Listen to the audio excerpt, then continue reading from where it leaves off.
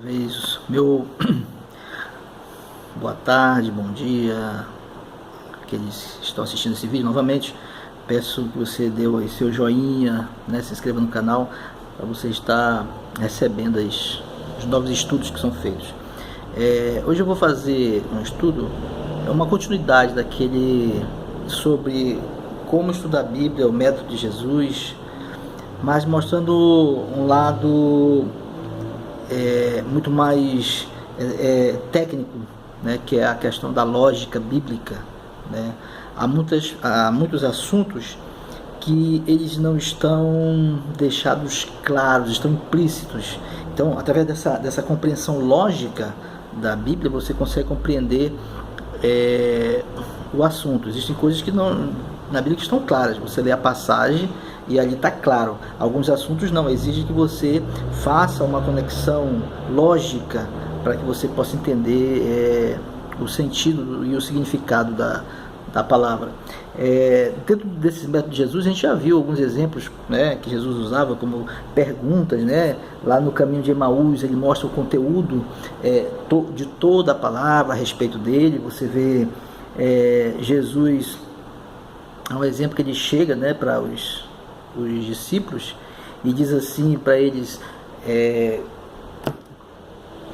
como pode as pessoas dizerem que o Messias é filho de Davi, se Davi chama ao Messias de Senhor, né? A passagem que ele vai dizer: senta-te à minha direita para que eu ponha os teus inimigos debaixo dos seus pés.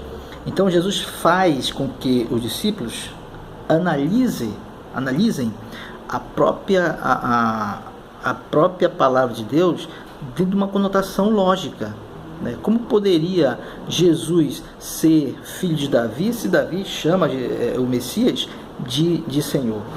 Jesus mostrando para eles que a compreensão dos fariseus estava meio distante da lógica da palavra, da lógica bíblica.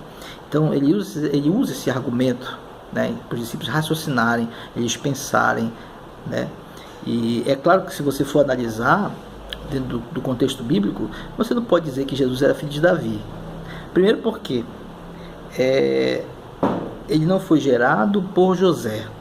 Não foi José que gerou, não foi a partir de José que Deus usou para colocar o sêmen ali em Maria, né? E Maria não é da tribo de Judá, ela é da tribo de Levi, que ela era a prima lá da Isabel, que era a mãe de João Batista, e eles da tribo de Levi, né?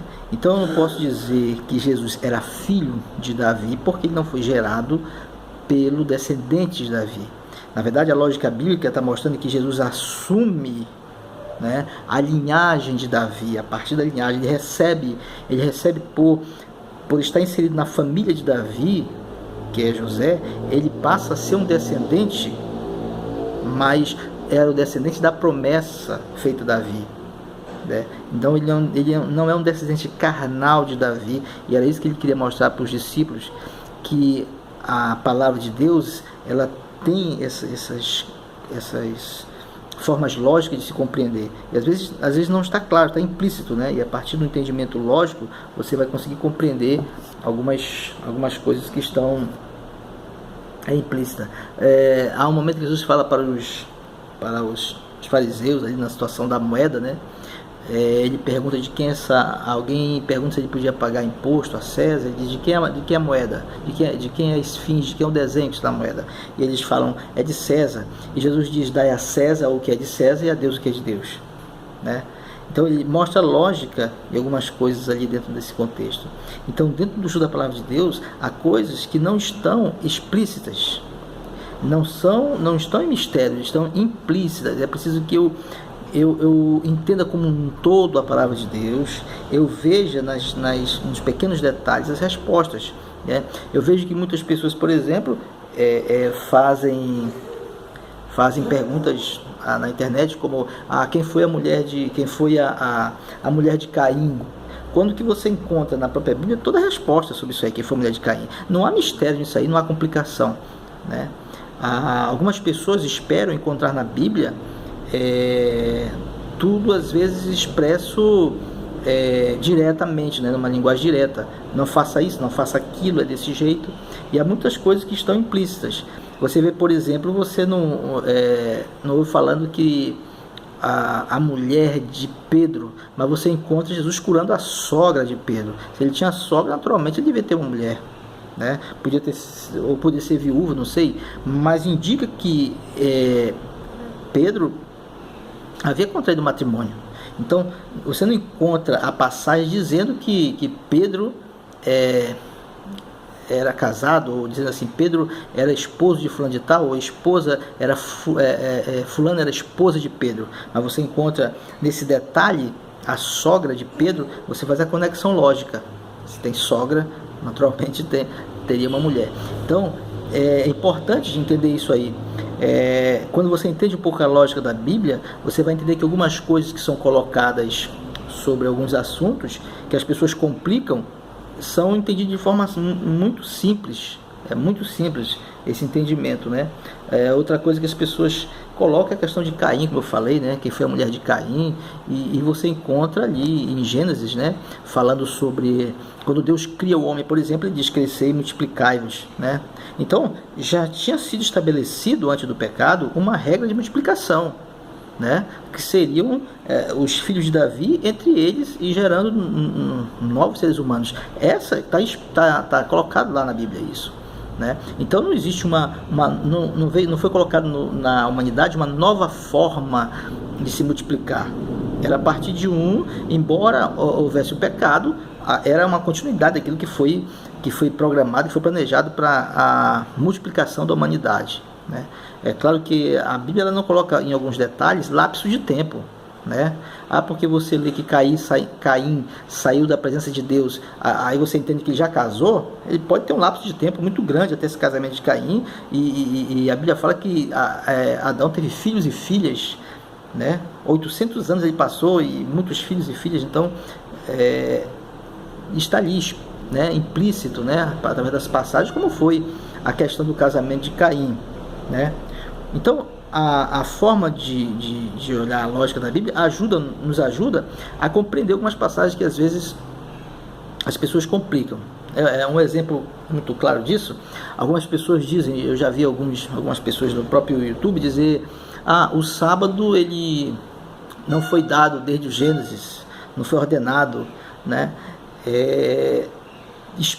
Querendo encontrar lá no Gênesis escrito para Adão, tu vai guardar o sábado, né? Mas essas mesmas religiões que dizem que lá no Gênesis não tinha a ordenança do sábado para Adão, eles dizem para os seus membros que eles não devem fumar. Mas onde você encontra na Bíblia escrito não fumarás? Você não encontra na Bíblia escrito não fumarás, né? Você pega algumas passagens, como por exemplo o corpo é o templo do Espírito Santo, para dizer que se você consumir algo que vai destruir seu corpo, você está destruindo o templo do Espírito Santo. E assim eles argumentam sobre a questão do fumo, mas você não encontra uma passagem dizendo não fumarás. Da mesma forma que eu não preciso encontrar lá no Gênesis dizendo que Adão deveria guardar o sábado, né, para dizer que foi colocado desde Adão. Quando Jesus, essa questão de você entender a lógica da Bíblia, entendê-la como um todo. Jesus lá no Novo Testamento, em Marcos, ele fala que o sábado foi estabelecido por causa do homem.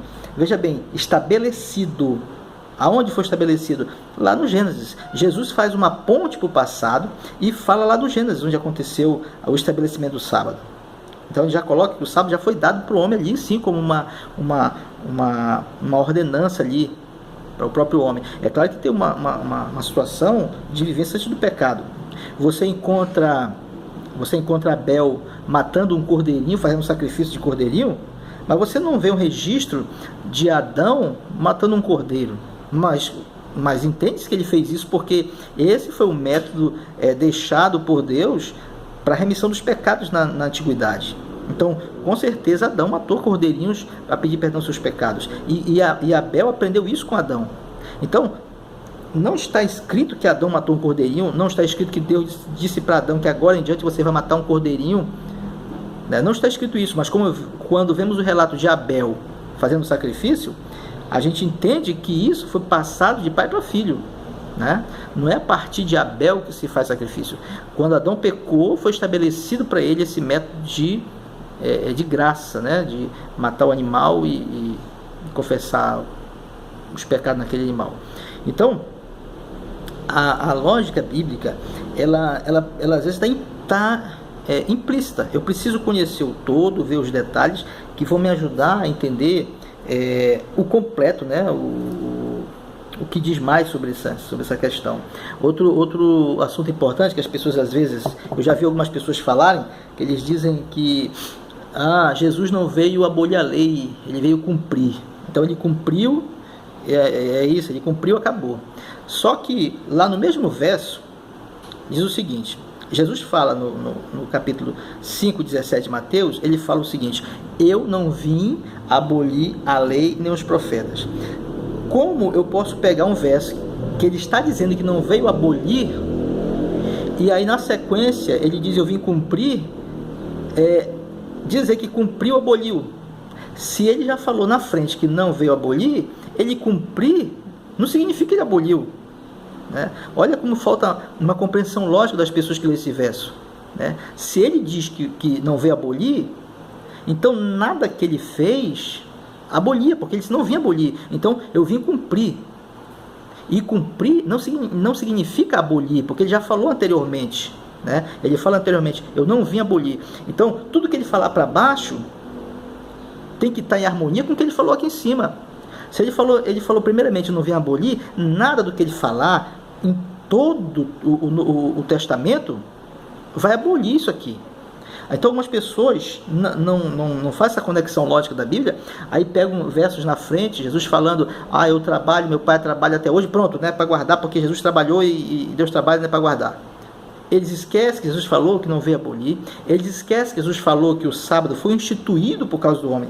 Em nenhum momento ele diz que foi abolido, pelo contrário, ele fala assim, foi estabelecido.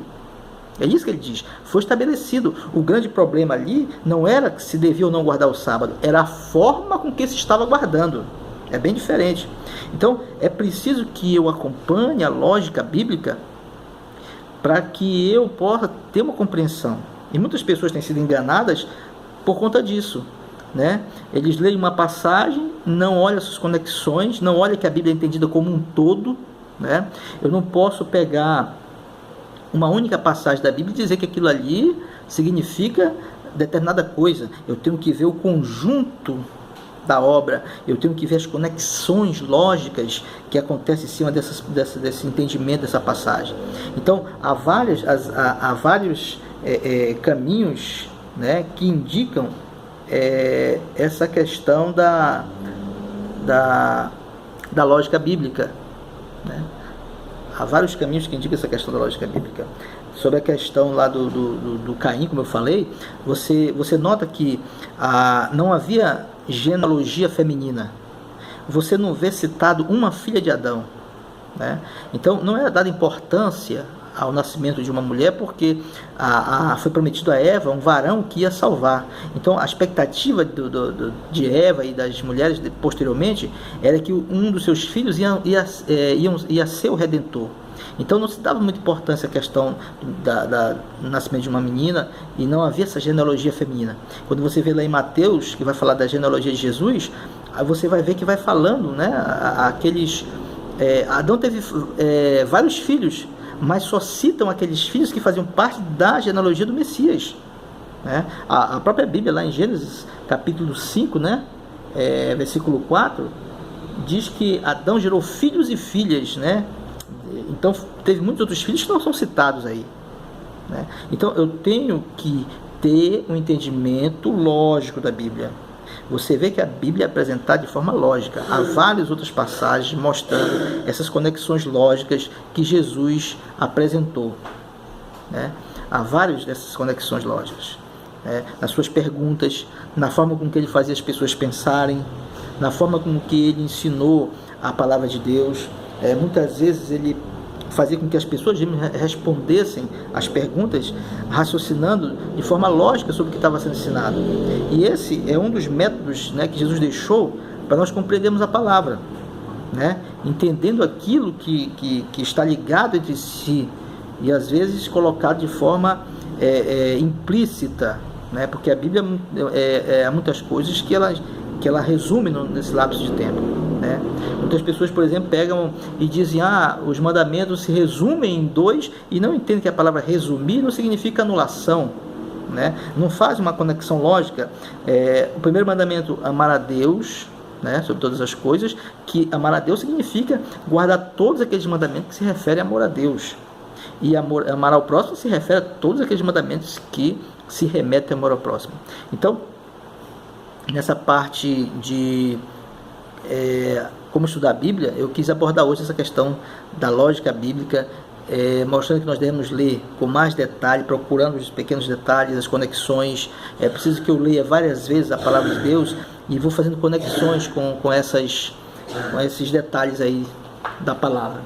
Então, eu quero agradecer a todos mais uma vez, a atenção que deram a esse programa, esse vídeo, e que possamos no próximo encontro com novos assuntos, né? A gente vai abordar algumas passagens que soam um pouco com dificuldade, como essa história de Caim e algumas outras histórias da Bíblia aí. Então, aguardo vocês aí no próximo vídeo, e Deus abençoe a todos. Continue assistindo, dando joinha, compartilhando, e que nos comentários alguém tiver alguma pergunta que nós pudermos responder a partir da palavra de Deus, porque sempre o nosso método vai ser a Bíblia pela Bíblia. Então, eu agradeço a todos e até o próximo vídeo.